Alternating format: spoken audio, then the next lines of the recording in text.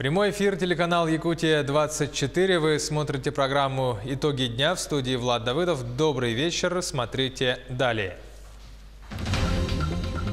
Сдвиг с мертвой точки. Проблему аварийной течи под домом по Ярославского в центре Якутска начали решать. Дело ускорилось после выхода репортажа на нашем телеканале. Осторожно, гололед. Как в Ленском районе справляются с этой проблемой? Какие уже получили травмы горожане?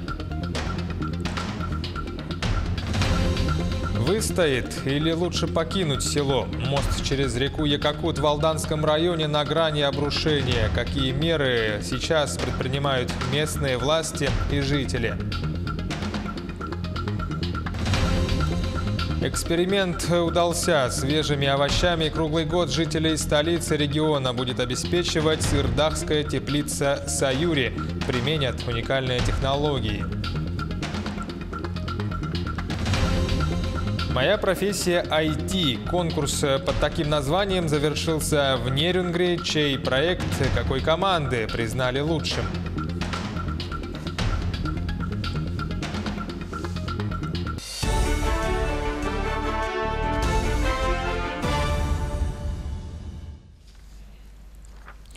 По фактам сегодняшних публикаций в СМИ о проведении обыска Министерство здравоохранения Якутии сообщает следующее. Следственное действие проведено в здании Министерства здравоохранения в рамках расследования деятельности ООО «Медфуд». В ходе следственного мероприятия сотрудниками правоохранительных органов изъяты документы и цифровые носители министерства, которые могут иметь значение для уголовного дела.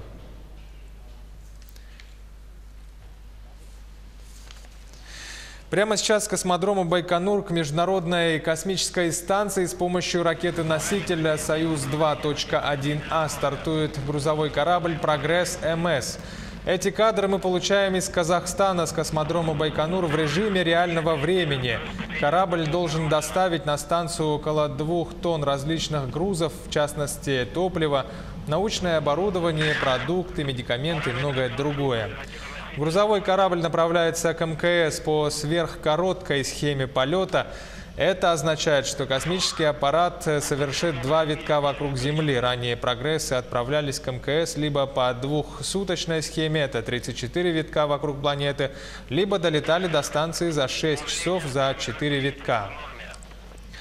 Впервые сверхкороткую схему полета к МКС удалось реализовать при запуске грузового корабля «Прогресс МС-09», который успешно долетел до станции в июле 2018 года, чуть более чем за 3,5 часа.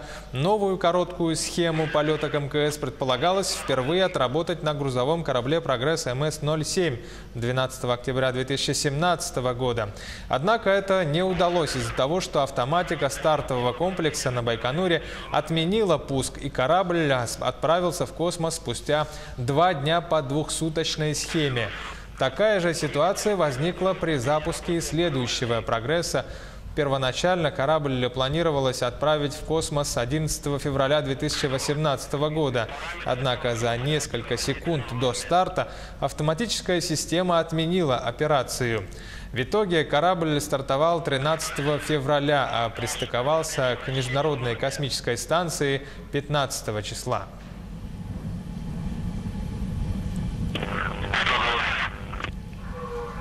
Есть выключение двигателя боковых блоков, есть отделение боковых блоков.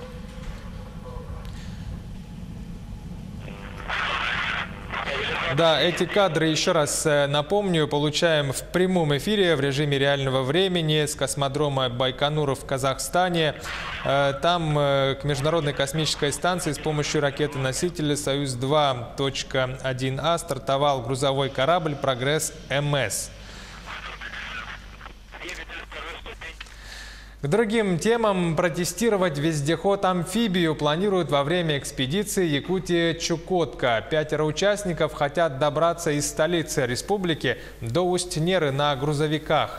А дальше самостоятельно на вездеходной технике собственной разработки до острова Врангеля и обратно. При этом дважды через пролив Лонга по дрейфующим льдам.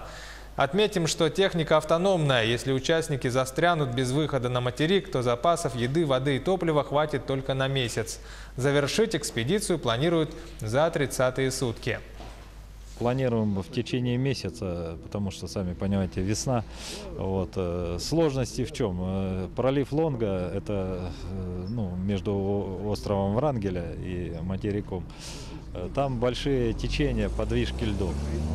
Поэтому нам предстоит по этим дрейфующим льдам идти. Будет, естественно, и открытая вода переплывать. В этом торосы, естественно, если там подвижка льдов, это торошение. В исправительной колонии номер 7 отрицают факт своей вины в разливе сточных вод в протоку реки Лена. Как утверждает руководство колонии, к этому они никакого отношения не имеют. Все 3 септика, находящиеся на территории учреждения, исправны, и с них каждый день своевременно откачиваются сточные воды. Напомним, ранее Якутский комитет охраны природы подтвердил факт сброса сточных вод с территории этой исправительной колонии. Площадь разлива составила 20 тысяч квадратных метров. В результате разлива на ледовой поверхности образовалась наледь темно-желтого цвета. Отобранные пробы подтвердили, что это фекальные воды. Однако руководство колонии говорит, что учреждение в этом не виновато. На сегодняшний день Росприроднадзор возбудило административное расследование. Выясняются причины, откуда эти воды появились во второй протоке. То есть я хочу заметить, что от нашего учреждения до второй протоки более 300 метров. Роспотребнадзор дал заключение, что у нас никаких разливов там нету. Росприроднадзор взяли пробы со второй протоки и, опять же, возле учреждения в первой протоке анализы земли.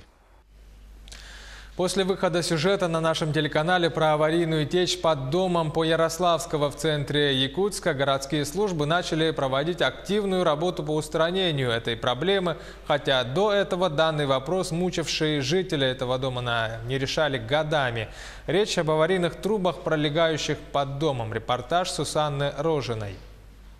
Еще утром сегодня наледи на пешеходных дорожках мешали людям пройти, и течь под домом продолжала затапливать тротуар.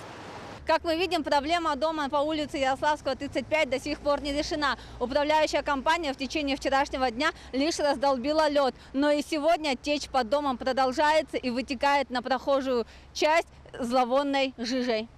Однако во второй половине дня была организована совместная комиссия по выявлению причин течи. Управляющая компания убрала наледи с тротуара и начала откачку воды из-под дома. Но теперь возникла другая проблема.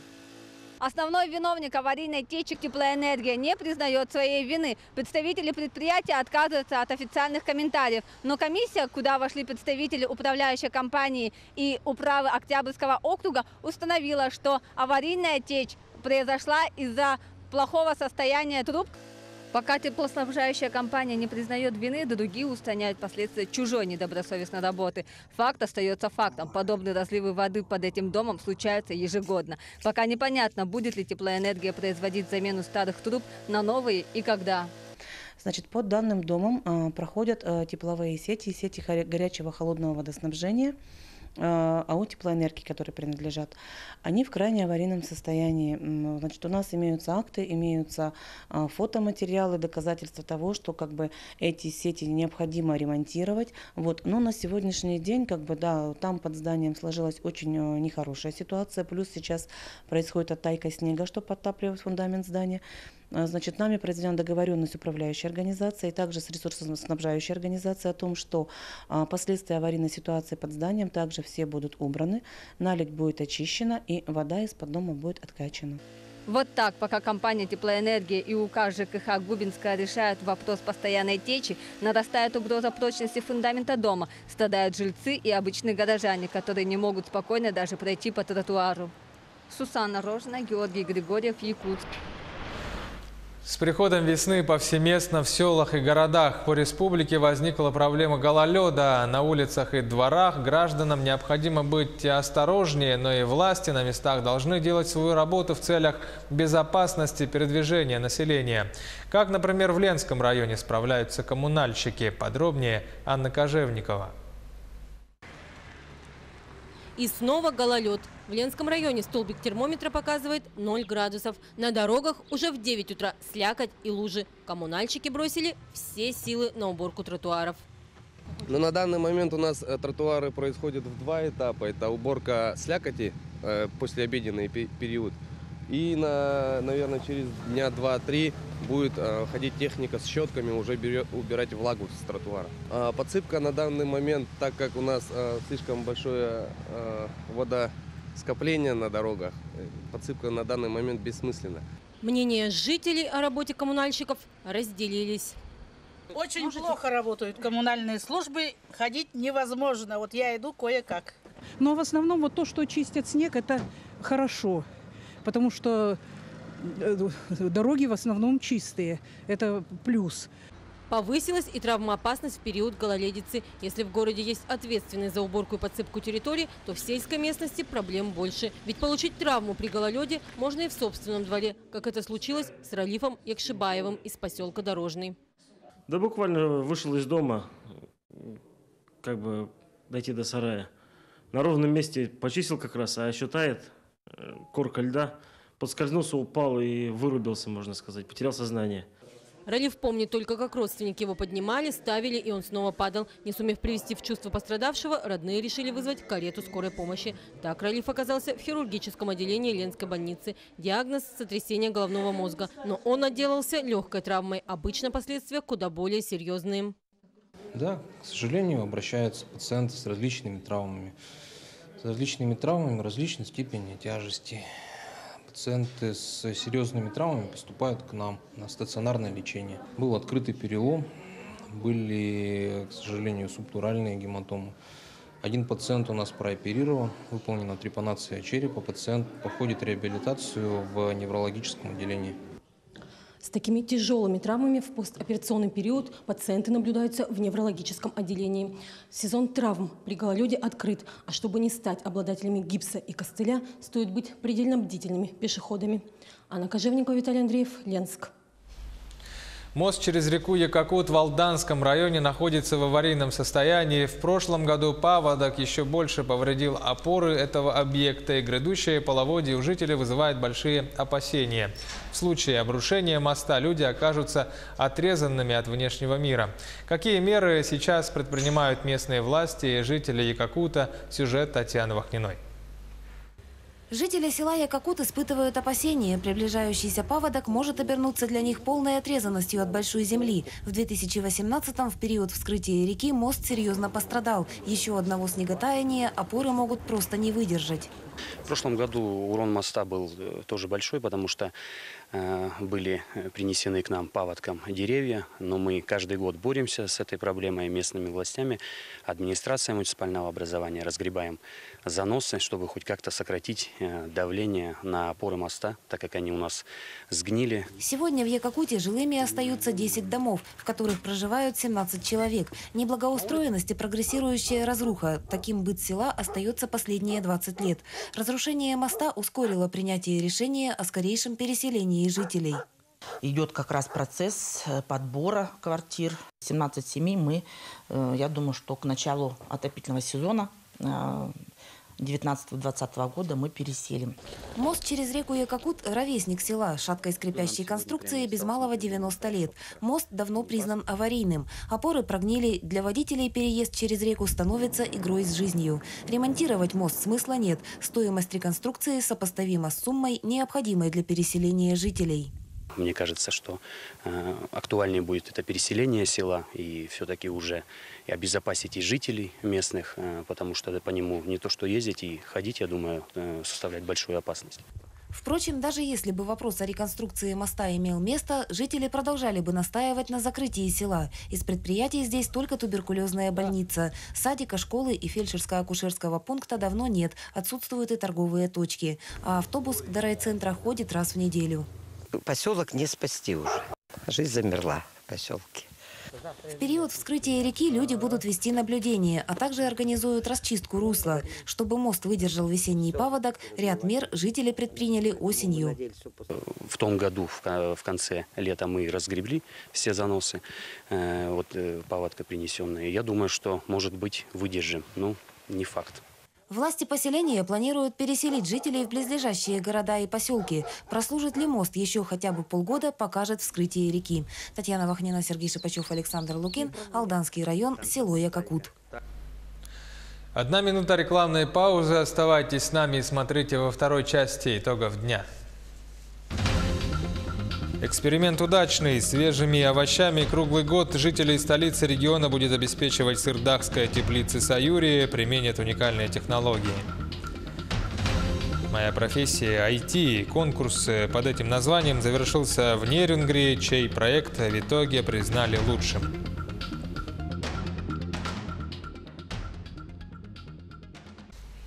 Якутия-24, прямой эфир, итоги дня. Влад Давыдов. Продолжаем выпуск. Акции крупнейшего производителя золота в России, компании «Полюс», с активами, в том числе и в Якутии, подешевели в начале торгов на московской бирже в четверг на 3% по сравнению с уровнем закрытия предыдущей сессии до 5160 рублей за бумагу. Об этом свидетельствуют данные торговой площадки. Акции снижаются на фоне новости о том, что контролирующая структура «Полюса», компания «Полюс Голд Интернешнл», продала почти 4% акций золотодобытчика за 390 миллионов долларов. Основными покупателями в рамках СПО золотодобывающей компании «Полюс» выступили инвесторы из Великобритании, выкупив половину акций, сообщает ТАСС. Добавим, что «Полюс» – крупнейший производитель золота в России с активами в Красноярском крае, Иркутской и Магаданской областях, а также в Республике Саха-Якутия. В 2018 году компания добыла 2,4 миллиона унций золота. Свежими овощами круглый год жителей столицы региона будет обеспечивать сырдахская теплица «Саюри». Для этого там применят уникальные технологии. Сюжет Дмитрия Аргунова. Старожилы Тулагина, Сырдаха помнят, что здесь в советские времена располагались большие теплицы, но покрытые полиэтиленом, не круглогодичного использования. И вот судьба распорядилась так, что именно здесь, в месте, где, скажем, в давние времена процветало овощеводство, расположены новые мощные круглогодичные теплицы предприятия «Саюри». В первую очередь теплица была запущена в 2016 году и была своего рода экспериментом, приживется ли технология в условиях Якутска. Как оказалось, вполне даже. И вот в кратчайший срок построена вторая очередь тепличного комплекса на площади в 10 раз превышающую первую. В очень сжатые сроки запущена силовая установка на 8 мегаватт. Уже готовы опоры под вторую. Суммарная мощность энергоустановок сравнится с квартальной котельной – 16 мегаватт. Огромные резервуары систем полива, технические помещения. И мы попадаем в действующую первую теплицу из 5 построенных. С 11 марта мы высаживаем салат. Салат сорта «Афицион». На данный момент суммарно высажено около 11 тысяч растений салата. Также мы тут на следующие блоки запускаемые высадили уже рассаду огурца. Вот. И рассада огурца высажена в количестве 22 тысяч растений. 22 тысячи растений – это в 11 раз больше, чем можно было получить в теплице первой очереди. Площади второго блока круглогодичной теплицы с применением японских технологий впечатляют. Чтобы обслуживать их, пригодятся специальные транспортеры. К слову, на теплицу приняты уже первые жители Тулагина. Учитывая автоматику, обслуживать весь комплекс будут всего 10 человек. Но для небольшого села даже такое количество рабочих мест уже достижение. Уже очень скоро продукция тепличного комплекса появится в открытой продаже. Идет маркетинг продукции, которая, вне всякого сомнения, будет востребована. Дмитрий Аргунов, Сырдах, Якутск. В Нерюнгри завершился конкурс «Моя профессия IT». Объявлена команда-победитель. Всего за возможность принять участие в IT-хакатоне боролись 10 команд, чей проект в итоге признали лучшим. Сюжет Александры Цыбиковой. В самый волнительный момент перед конкурсантами стояла главная задача – изложить суть своего творения и показать, как это работает. Я арендовал хостинг и доменное имя, добавил функционал сайта, наполнил его контентом, установил и настроил CMS. В двухдневной программе конкурса также были представлены лекции, мастер-классы, консультации экспертов и выступления перед ребятами, действующих IT-специалистов. Они должны были представить свой проект, Проект заключался в разработке либо мобильного приложения, либо веб-сервиса в соответствии с заявленной тематикой. В первый день перед участниками были объявлены две темы. Первое – это цифровое образование, и второе – умный город. Лучшей работой был признан проект информационно-технологического лицея номер 24 команды CyberDax. Участники выбрали тему цифровое образование. За первое место команда получила сертификат номиналом 18 тысяч рублей. Наш проект отличается законченностью. То есть мы представили не только идею, но и полностью реализовали ее. Наш сайт получил глубокий функционал, у нас внедрена система оплаты. Наш сайт уже активно продвигается в интернете и выложен на хостинг. В этом и была основная наша фишка. То есть полная законченность проекта. Посоветовавшись, жюри вынесло решение, что с Южной Якутии в Якутск на IT-хакатон 2019 поедут сразу 3 команды, так как участники оказались сильными и достойными прохождения в финал. Александра Цыбикова, Захар Головин, Нерюнгри. Нерюнгринский театр «Актеры и куклы» попал в федеральную программу поддержки театров малых городов. Какие планы с этим связывает театр, рассказывает Екатерина Павлова. Если говорить об общей тенденции, то культурные центры в большинстве городов на данный момент исчезают, а не создаются. Программа поддержки театров малых городов стала одним из пунктов культурной государственной программы, которая противостоит этому разрушению. Нерюнгринский театр «Актеры и кукол» второй раз попал в программу поддержки театров малых городов. За много лет существования театр накопил немало проблем. Необходимость капитального ремонта и нового оборудования. В 2017 году в рамках партийного проекта «Единая Россия» театра малых городов Нерюнгринский театр был дооснащен технически, приобрел новое световое и звуковое оборудование. Сегодня театр еще не может позволить себе новый занавес и замену кресел в зрительном зале. Ждем еще одну программу, в которой мы, в принципе, включены. Просто сроки еще рановато говорить. И как только поступят федеральные деньги, это будет программа трехгодичная. Полностью будем реконструкцию нашего здания делать со всеми оттуда вытекающими последствиями. В этом году в рамках субсидий из федерального бюджета на поддержку творческой деятельности и оснащения Нерюнгринский театр «Актеры и куклы» обогатит репертуар, поставив спектакли с новым видением по произведениям Михаила Шолохова «Судьба человека» и станционный смотритель Александра Пушкина. Произведение всем со школьной скамьи известно, но я надеюсь, это будет интереснее, чем читать, допустим, в школе.